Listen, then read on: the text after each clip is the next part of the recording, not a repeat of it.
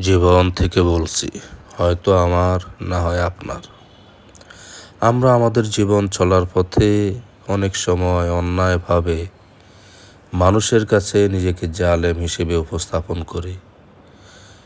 সেটা ক্ষমতার দাম্ভিকতার কারণে হোক বা যেভাবেই হোক।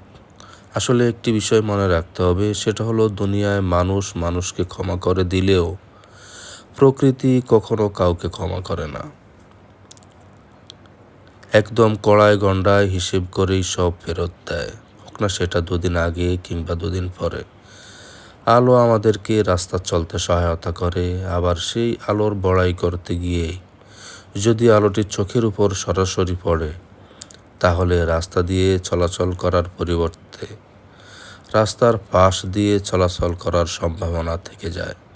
সুতরাং আলো দেখলেই হাহুতাশ না করে আলোকে সঠিকভাবে ব্যবহার করাটাই বুদ্ধিমানের কাজ। আমরা যখন আলো দেখি তখন সেটাকে সঠিকভাবে ব্যবহার না করে সেটাকে যদি উল্টাপাল্টা ব্যবহার করি, সেটাই আমাদের জীবনে সবচেয়ে বড় ক্ষতির কারণ হয়ে দাঁড়ায়। সুতরাং আমাদের ভেবে দেখতে হবে বাস্তবতাটা কী।